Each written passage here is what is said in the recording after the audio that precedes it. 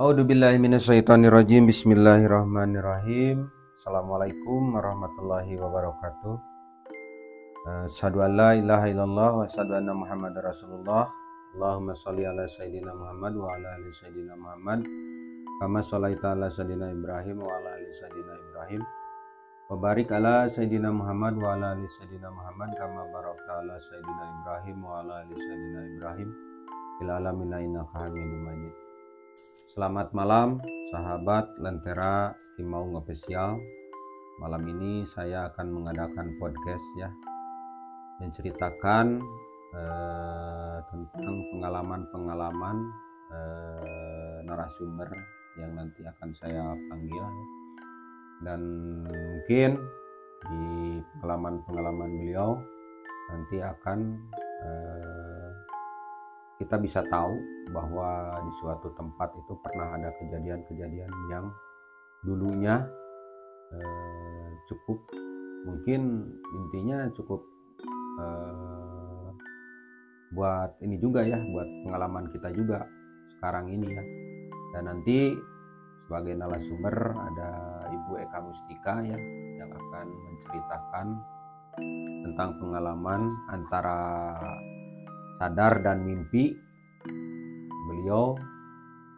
Mungkin di pengalaman beliau itu kita bisa mengambil kesimpulan bahwa memang di tempat itu seperti itu kejadiannya ya. Oke, sebelum dilanjut jangan lupa like, subscribe, dan komennya di channel Lentera Timaung Official. Jangan lupa like, subscribe, dan komennya di tracking Timaung Official juga. Jangan lupa juga di follow-nya juga di TikTok-nya Lentera Timaung Official. Itu terus perjalanan Lentera Timaung. Oke sahabat Lentera Timaung Official, kita udah kedatangan narasumber ya, Ibu Eka Mustika. Mungkin nanti beliau akan menceritakan tentang pengalaman beliau sewaktu ngecamp di daerah Cikole Lembang di Kebon Pinus ya. Dan dari pengalaman itu kita juga nanti bisa tahu bahwa di suatu tempat itu tidak menutup kemungkinan ya, walaupun di pinggir jalan raya, tapi di situ memang cukup aura-aura mistisnya cukup memang terasa ya waktu kita pertama datang ke sana. Oke, buat Ibu Eka silahkan untuk memperkenalkan diri dulu ya. Assalamualaikum warahmatullahi wabarakatuh. Sahabat Lentera Timaung, saya Eka. Saya mau bercerita tentang pengalaman saya sewaktu ngecamp di Cikole Lembang. Gini ceritanya ya. Waktu itu kita bertiga ya Bia, camping. Dari awal masuk emang belum terasa apa-apa sih dari awal masuk. Terus kita bikin tenda, bikin api unggun, karena di sana tuh banyak lah malam minggu bukan sih malam minggu ya, kalau nggak salah malam minggu tepatnya, kalau nggak salah itu kita ngecamp di sana. Singkat cerita, sudah api unggun kita mau pada tidur karena lelah ya, lelah. Sebelum tidur emang yang saya rasakan pribadi itu emang gak enak, cuma saya nggak ngomong karena sama suami saya nggak ngomong, saya diam, takutnya cuma halusinasi atau halu lah kalau bilang sekarang ya.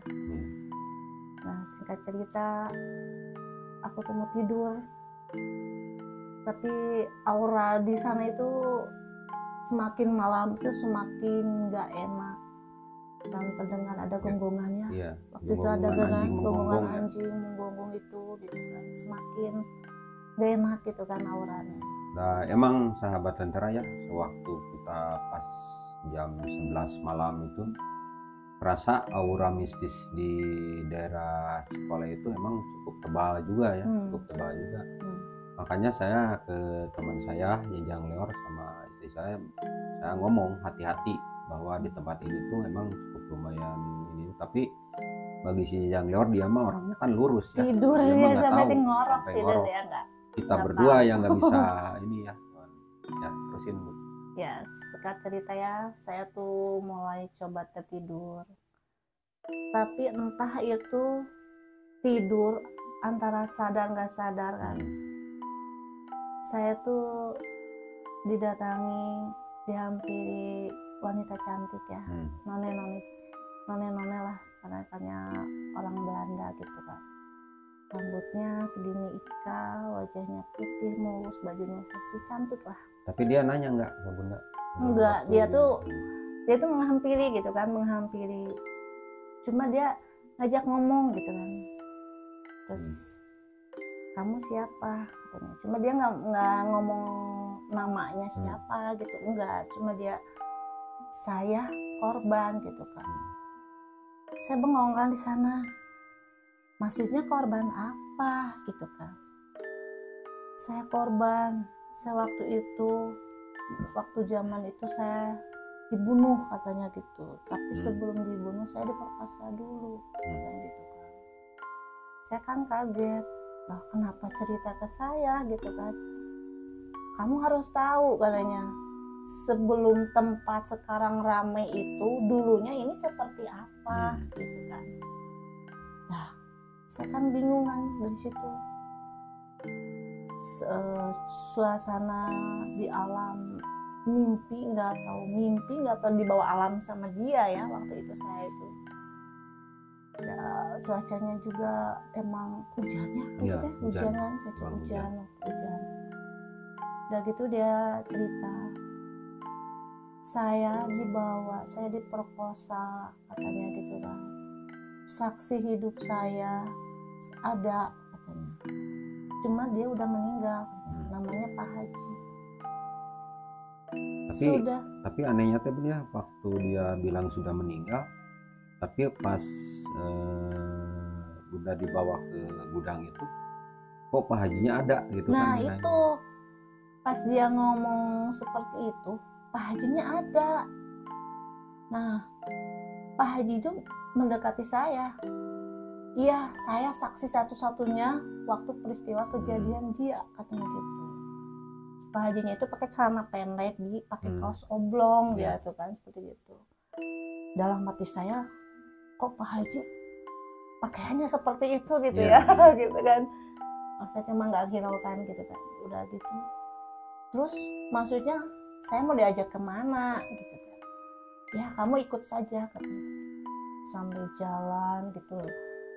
Tapi waktu sepanjang jalan itu bukan tempat yang sekarang jadi kayak tempo dulu gitu, jalan tempo dulu ya? Iya, tempo dulu. Jadi bukan kan sekarang Cikole udah bagus kan, yang udah ke Cikole pasti tahu ya Cikole sekarang kayak gimana.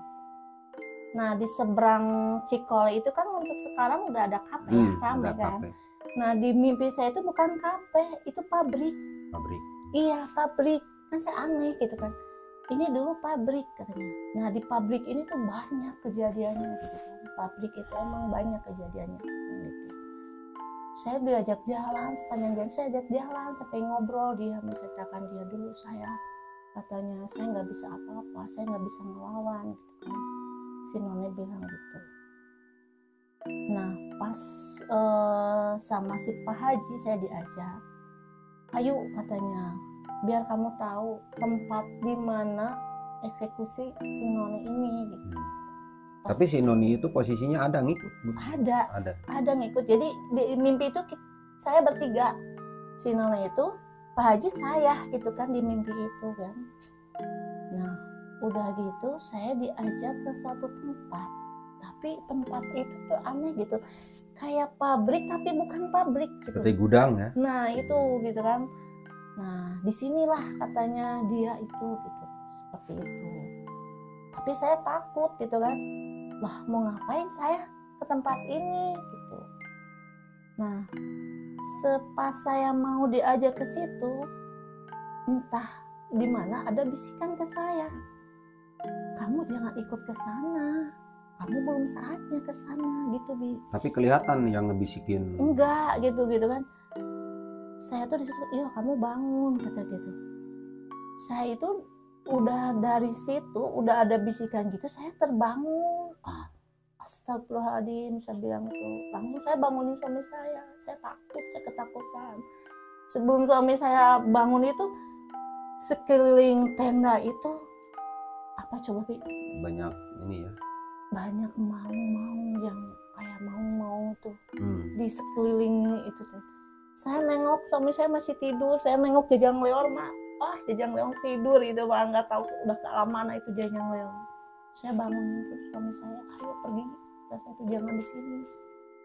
Bangunlah suami saya, kenapa pun gitu. Nanti ceritanya di sana. Saya diajak sama suami saya di musola. Ada musola ya, saya pergi ke musola keluar dari tenda.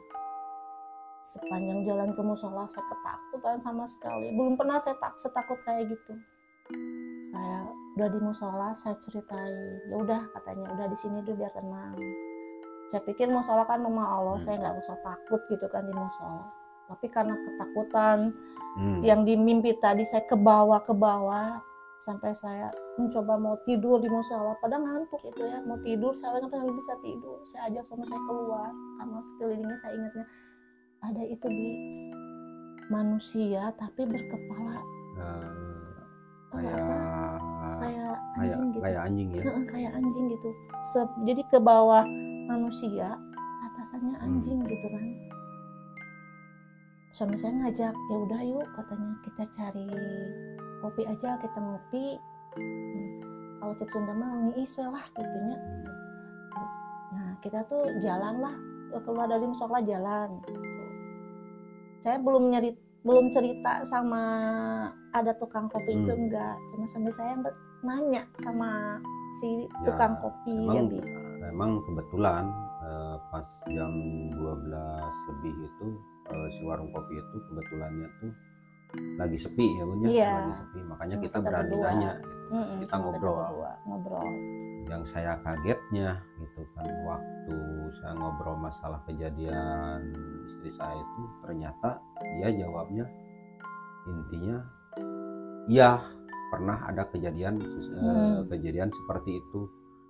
Terus malahan dia juga intinya kaget, untung aja katanya teteh bisa balik lagi katanya. Pernah ada kejadian yang dibawa ke situ nggak pernah balik lagi sampai sekarang tuh emang belum diketahui. Nah itulah yang kita bersyukurnya ya. Dia apa yang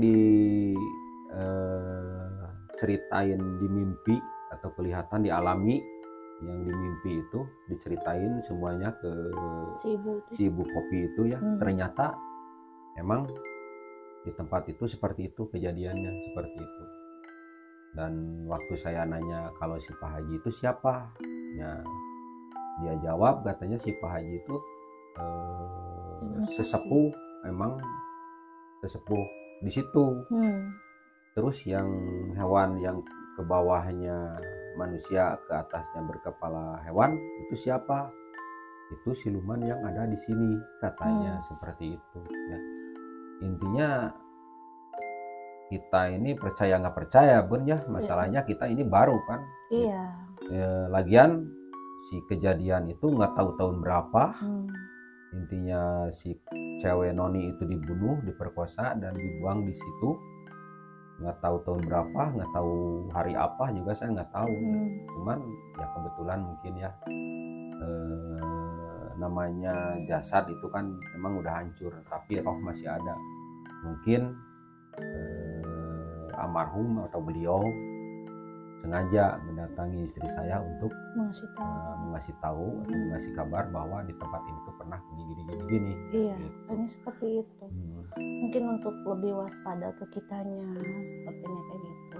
Enggak sompral lah mungkin ya, gitu kan. Nggak boleh, meskipun ya tempat kayak yang rame, kayak yang adem gitu kan, di luar nalar kita mungkin ada ya yang kayak gitu kan. Justru untuk sekarang ini Bun, Cikole itu intinya daerahnya emang udah rame, tapi bagi mereka yang hiburan ya rame lah ya. Tapi bagi saya yang udah tahu tempat itu seperti apa, ya intinya aura-aura mistis di situ tuh emang cukup lumayan hebat juga. Walaupun intinya di tempat camp itu cukup ramai sekali, sahabat Lentera ya. Waktu itu penuh ya. Malahan kita bagian yang ujung gitu itu. Malahan kita itu ada temen itu orang Subang kalau nggak salah ya. orang Subang. Sampai Iya, dari kejadian itu ya kita nggak bisa tidur lagi sampai subuh, sahabat Lentera begitu. Terus dari situ juga mungkin ya istri saya juga intinya trauma lah di situ, bahwa belum kesana nggak lagi ya, bakalan gitu kan, nggak, ya siapa tahu ya di tempat itu seperti itu, soalnya tempatnya rame kan. Cuman yang mungkin yang sialnya itu kenanya ya ke istri saya, tapi kita ya alhamdulillah Bu ya, jadi kita tahu ya bahwa di tempat itu tuh seperti itu kejadiannya dulunya. Tapi mungkin juga Bi, sahabat Lentera yang udah pernah ke sana mungkin ada yang mengalami, di komen-komen aja di situ nanti. Mungkin ada yang sama atau seperti apa yang tahu ceritanya. Mungkin bolehlah diceritain lagi gitu kan. Masalahnya kita kan nggak tahu sama sekali ya. Cuman waktu kita ngobrol sama si ibu warung kopi itu sama gitu kejadiannya seperti itu, sahabat Lentera ya. Nggak tahu nih si ibu warung juga nggak tahu masih ada, nggak tahu udah ini sekarang, soalnya itu udah lama sekali kejadian itu. Belum kesana waktu lagi. Ada 6 tahunan lebih ya. Kejadian waktu kita lebih udah 8 tahunan lebih lah kayaknya. Udah lebih itu udah lama banget. Nah, mungkin ini baru sekarang ini saya bikin podcast, saya ingat ya waktu kejadian istri saya seperti itu, sahabat Lentera ya. Oke, mungkin tapi Edwin daripada itu ada pengalaman-pengalaman yang lain sewaktu ngecamp atau apa di tempat itu apa lagi, ada tempat waktu mana dulu, lagi gitu? Enggak, waktu dulu waktu masih kerja jadi security dulu ya. Dulu kan pernah itu ya, ada teman gitu ya, teman yang bisalah orangnya tuh, dia tuh orangnya bisa gitu kan, yang saya panggil tuh si botak lah gitu. Mungkin dia kalau nonton dia ceritain saya gitu kayaknya gitu kan, saya nggak nyebut namanya kasihan.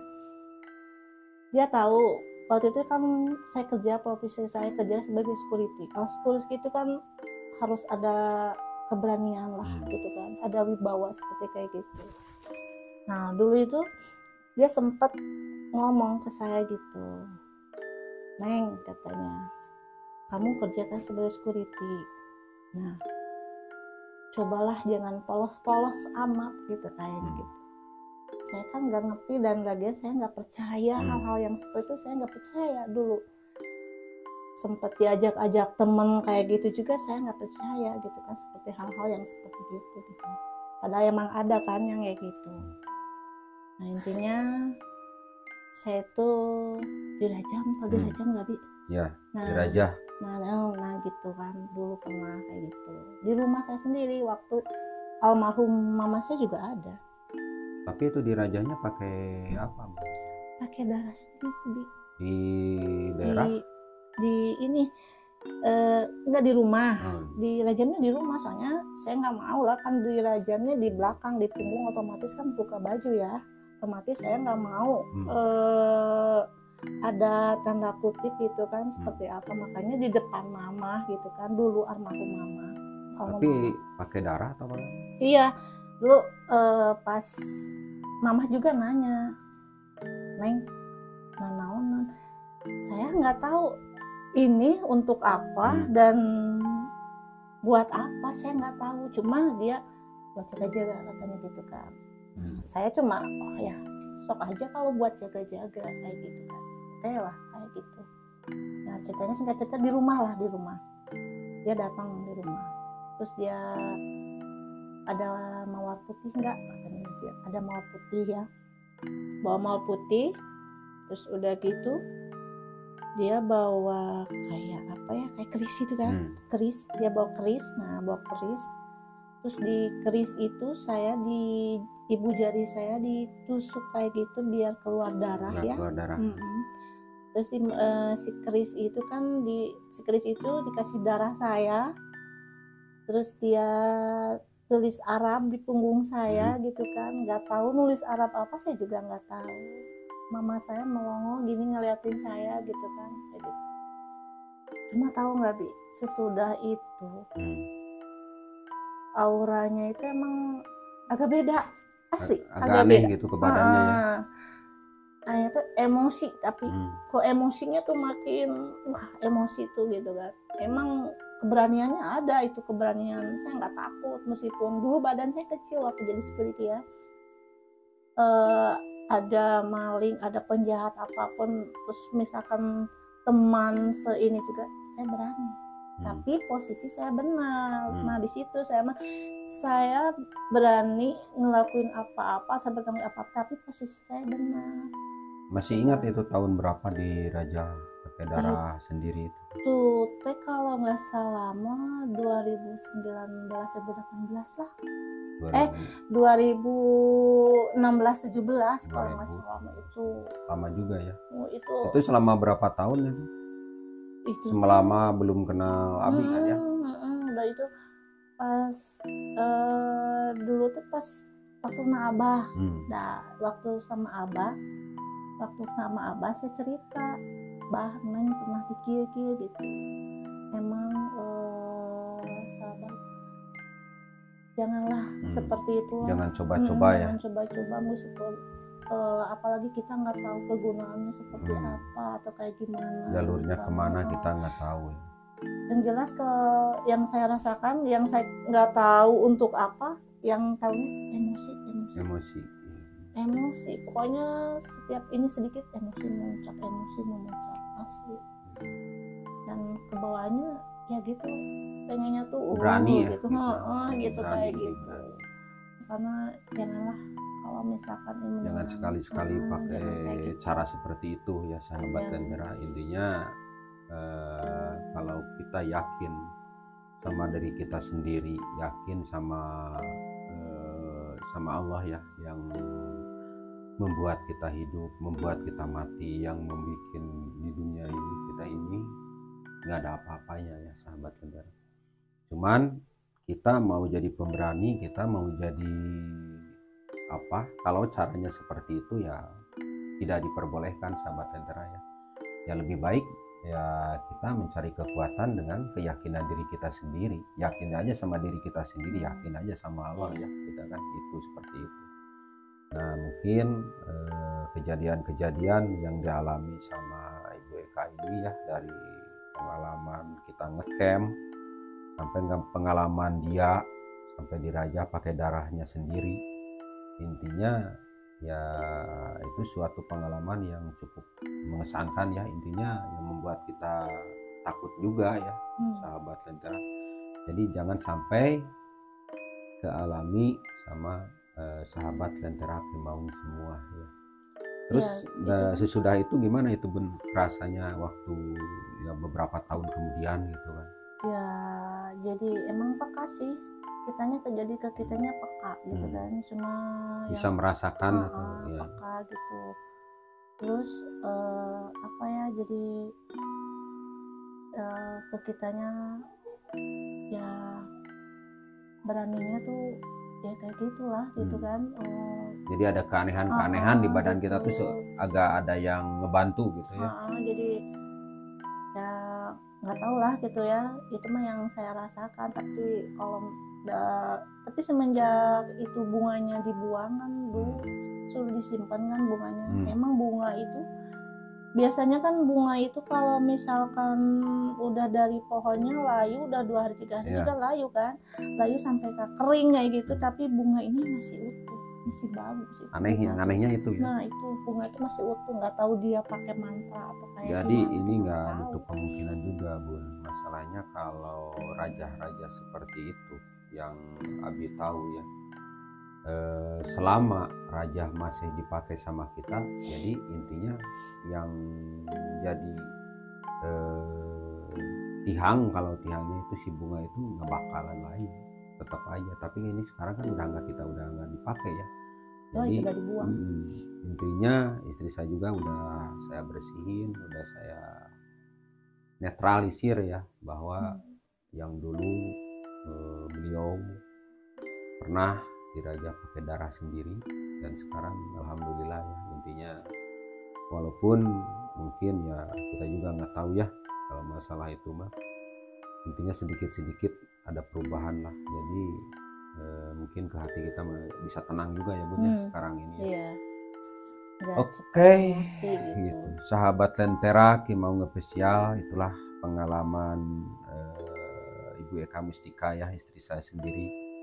Dari pengalaman sewaktu ngecamp di Cikole Lembang, kejadiannya intinya dibawa ke suatu gudang di antara alam sadar dan alam mimpi ya, itu sampai diketemukan sama si Pak Haji ya, sampai ditemuin sama noni-noni Belanda Semua dan ditemuin kan juga sama sesosok makhluk yang aneh ke bawah manusia dan ke atasnya sesosok hewan anjing ya, maaf. Nah itu pengalaman itu cukup membuat kita tahu bahwa konon kejadian di tempat itu emang seperti itu ya, katanya. Kata si ibu warung yang lebih pastinya juga, saya nanya juga ke si ibu warung itu bahwa jawabannya sama seperti itu, seperti yang dialami sama istri saya itu. Terus yang keduanya, istri saya pernah dirajah pakai darah sendiri karena dia dulu adalah seorang security sekwan ya. Dia security wanita, dan katanya, kata temennya, kalau jadi sekwan itu harus ada pendamping, harus ada keberanian, dan intinya harus berani ya. Nah, makanya dia dirajah pakai darah sendiri. Dan memang benar juga, sesudah dirajah ya dia jadi berani, jadi nggak ada rasa takutnya gitu kan. Nah dia dari situ mungkin ya intinya segala apapun pasti bakal terjadi ya kalau kitanya ini teman. Intinya kalau bisa jangan kalamin sama sahabat Lentera Ki Maung. Masalahnya pengalaman raja itu intinya nggak boleh ya, nggak diperbolehkan gitu, nggak diperbolehkan ya, kalau nggak bisa bawa diri mah kalau bahaya. kita nggak bisa bawa diri, kecuali boleh diraja tapi kita bisa bawa diri, bisa sholat, bisa ini, bisa diri, bisa wirid gitu kan. Kalau ini enggak, emosi tetap puncak, jadi bahaya. intinya bahaya juga buat sahabat Lentera Ki Maung ya. Oke, terima kasih ya buat Ibu Eka atas pengalaman-pengalamannya ya. Mungkin nanti kita akan mencoba lagi untuk mencari narasumber yang lebih pengalamannya lebih mantap lagi ya. Sebenarnya ini masih ada juga ya pengalaman-pengalaman saya sendiri, pengalaman teman rekan-rekan saya sendiri, cuman nantilah kita untuk podcast yang selanjutnya kita juga akan coba mengguar pengalaman-pengalaman selama saya jadi YouTuber, buka YouTube, jadi host misteri ya, booster misteri, pengalaman-pengalaman saya sama teman-teman saya, malahan sama anak saya sendiri. Nanti kita guar juga di podcast ini ya. Jadi intinya kita ambil hikmahnya aja, segala sesuatu itu kita yakin goib itu ada ya, goib itu ada, cuman tergantung diri kitanya sendiri. Oke, mohon maaf kalau ada kata-kata yang kurang berkenan di sahabat Lentera Ki Maung semua. Kesalahan itu ada pada diri saya sendiri ya, kebenaran hanya Allah yang tahu. Saya Ki Maung official undur diri. Assalamualaikum warahmatullahi wabarakatuh. Sampurasun.